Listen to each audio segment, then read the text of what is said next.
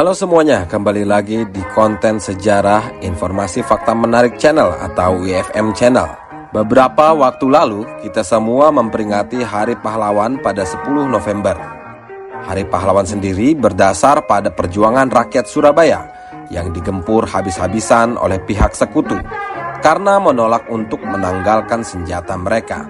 Pada saat itu sekutu mengultimatum dan akan menghancurkan Surabaya dari berbagai penjuru. Namun ternyata kehebatan sekutu terutama Inggris yang berstatus sebagai pemenang Perang Dunia Kedua mendapatkan perlawanan yang sangat sengit dari rakyat Surabaya. Di konten kali ini kami akan coba membahas detik-detik menentukan hingga terjadinya peristiwa 10 November di Surabaya. Namun sebelumnya bagi yang belum subscribe, mohon di-subscribe dulu channelnya dan juga nyalakan loncengnya agar kalian mendapatkan notifikasi tentang konten-konten menarik dari kami. Selamat menyaksikan.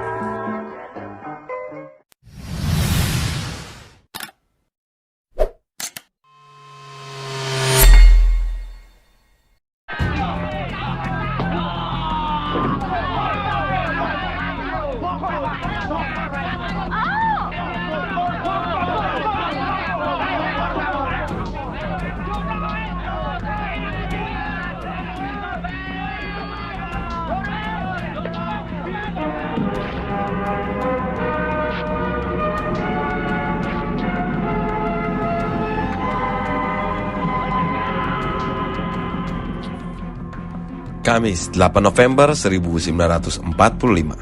Surat kedua dari Komandan Divisi Kelima India Jenderal Mayor E.C. Mansarg datang begitu tiba-tiba dan langsung dibaca oleh Gubernur Jawa Timur R.M.T.A. Suryo.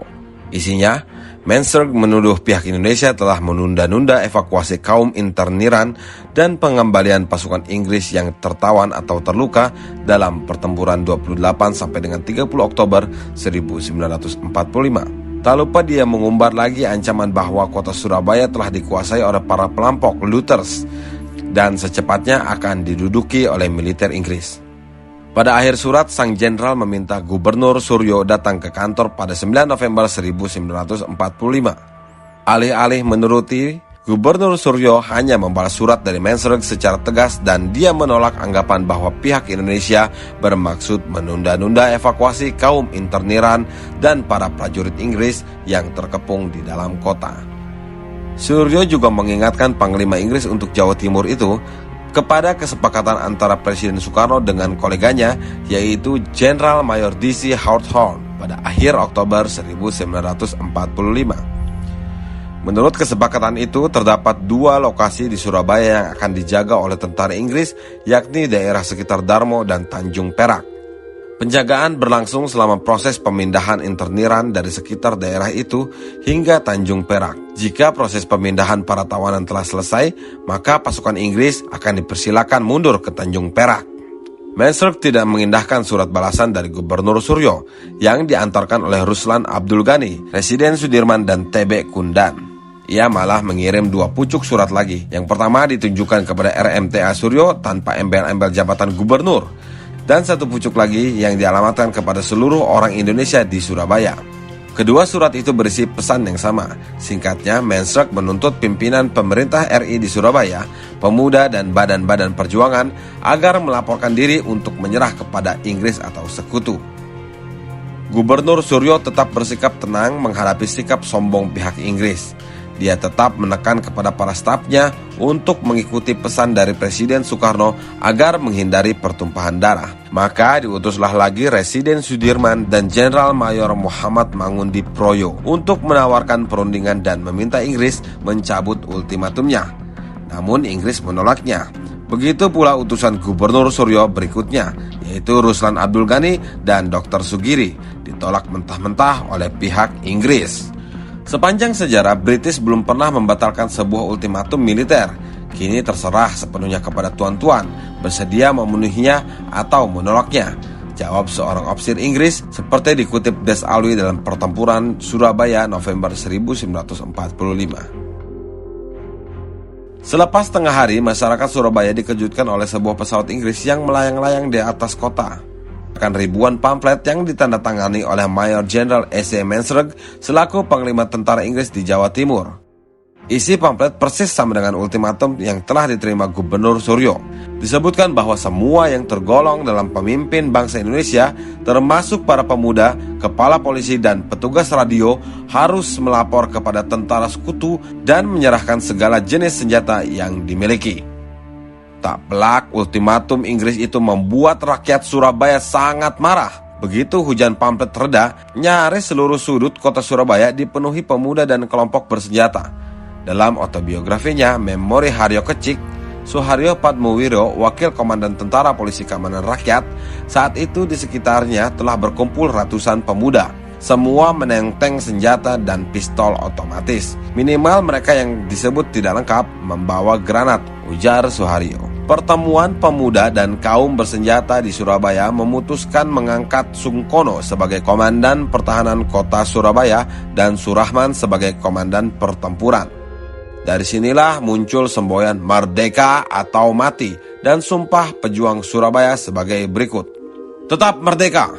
Kedaulatan negara dan bangsa Indonesia yang diproklamirkan pada 17 Agustus 1945 akan kami pertahankan dengan sungguh-sungguh, penuh tanggung jawab bersama, bersatu, ikhlas, berkorban dengan tekad merdeka atau mati. Sekali merdeka, tetap merdeka. Surabaya, 9 November 1945, jam 18.46. Gubernur Suryo menerima laporan mengenai keputusan para pemuda Surabaya. Sementara Dul Arnowo menghubungi Jakarta dan berbicara langsung dengan Presiden Soekarno. Menurut sejarawan Frank Falmos dalam Surabaya 1945, Sakral Tanahku, Soekarno telah memerintahkan Menteri Luar Negeri Ahmad Subarjo untuk meminta Jenderal Sir Philip Christensen, wakil komandan pasukan sekutu untuk wilayah Asia Tenggara, membatalkan ultimatum. Namun yang bersangkutan malah menolaknya. Menurut Subarjo, keputusan akhir sepenuhnya ada di tangan Gubernur Suryo secara keseluruhan. Pernyataan dari Jakarta itu sontak menggusarkan Surabaya. Pada akhirnya, Gubernur Suryo memang harus mengambil keputusan.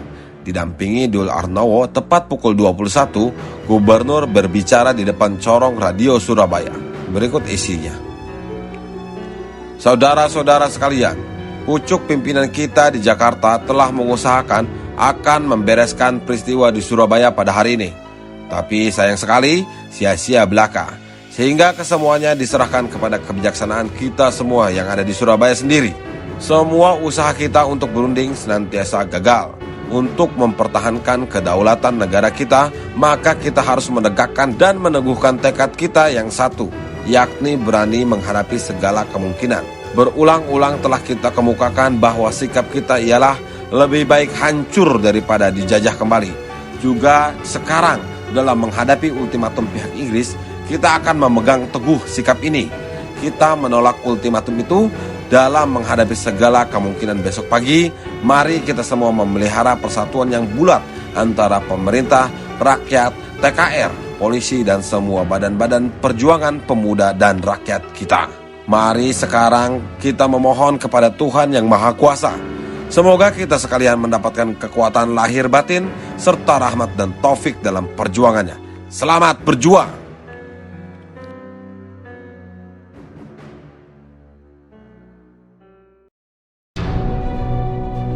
Menurut Palmos, Suryo menyampaikan pidatonya dalam nada serius, mirip gaya pidato Perdana Menteri Inggris Winston Churchill saat Perang Dunia Kedua. Sangat berbeda dengan pidato Bung Tomo sebelumnya yang berapi-api dan berdarah-darah. Pidato Suryo terdengar sangat terhormat dan berwibawa.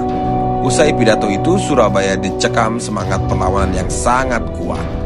Para pemuda di berbagai kampung bergotong royong membangun basis pertahanan berupa barikade, tumpukan perabotan rumah, rongsokan kendaraan, dan barang bekas lainnya. Mereka coba menahan laju tank dan infanteri Inggris sehingga membuka celah untuk para pejuang melakukan penyergapan. Surabaya sedang bersiap menghadapi badai besar. Tepat pukul 6 pada 10 November 1945, tentara Inggris membombardir Surabaya yang berlangsung hingga tengah malam. Diikuti serbuan tank dan infanteri, dan akibat penyerbuan besar itu, ribuan orang tewas seketika, mayoritas rakyat sipil. Di Pasar Turi saja saya menyaksikan gelimpangan mayat berjumlah hingga ratusan, ungkap Letnan Kolonel Purnawirawan Mukayat, salah satu pelaku pertempuran Surabaya. Dari hari ke hari, Surabaya menjadi lautan api dan lautan mayat. Jasad manusia, kuda, anjing, kucing, kambing, kerbau bergelimpangan di selokan dan jalan-jalan utama. Bau busuk yang bersanding dengan mesiu telah menjadi aroma sehari-hari di kota itu. Di bawah guyuran agitasi Bung Tomo dari radio pemberontak, pertempuran antara dua pihak berlangsung makin keras. Kendati hanya mengandalkan senjata tajam dan senjata api peninggalan Kenil dan rampasan dari tentara Jepang, arek-arek Surabaya dan pemuda lainnya melakukan perlawanan yang sangat sengit. Di pusat kota pertempuran lebih dahsyat. Jalan-jalan harus diduduki satu persatu, dari satu pintu ke pintu lainnya. Menurut sejarawan David Well dalam The Birth of Indonesia, perlawanan pejuang Indonesia di Surabaya berlangsung dalam dua cara. Pertama, dengan mengorbankan diri secara fanatik, orang-orang yang hanya bersenjatakan pisau, belati, dan dinamit di badan secara nekat menyerang tank-tank Sherman. Cara kedua, menggunakan cara yang lebih terorganisasi dan lebih efektif, mengikuti dengan cermat buku-buku petunjuk dari Jepang. Pada hari pertama pertempuran, Gubernur Suryo untuk kesekian kalinya berpidato melalui corong radio. Berikut isinya. Saya berterima kasih bahwa pemerintah pusat telah menyerahkan jawaban terhadap ultimatum Inggris kepada kami di Jawa Timur. Keputusan kami telah mengakibatkan meletusnya pertempuran seru di Surabaya. Namun itulah keputusan kami yang terbaik. Kami bertempur untuk merebut kembali hak-hak serta kedaulatan kami dari tangan musuh. Saat ini kami semua berada dalam suatu akhir masa. Suatu masa lama yang segera berakhir. Peristiwa di Surabaya tidak dapat dihindari, tidak dapat diubah. Ini adalah kemauan Tuhan yang Maha Tinggi. Ini merupakan tanda-tanda bahwa zaman keemasan segera akan datang kepada tanah air kita, Indonesia. Seluruh rakyat di Jawa Timur tanpa kecuali, semua buruh tinggi maupun rendah, percaya dengan sungguh-sungguh bahwa Tuhan yang Maha Tinggi akan melimpahkan tegaknya kebenaran kepada seluruh bumi dan alam Indonesia yang sudah berabad-abad lamanya hilang. Kami tidak pernah ingin menyerang, tetapi kami mempertahankan hak-hak kami. Sebagai suatu bangsa yang mencintai kebebasan, kami berada di pihak yang benar. Kami hanya menghendaki kebenaran. Terpujilah selalu Tuhan yang Maha Tinggi. Tentara Inggris sempat terkejut menghadapi perlawanan rakyat di Surabaya.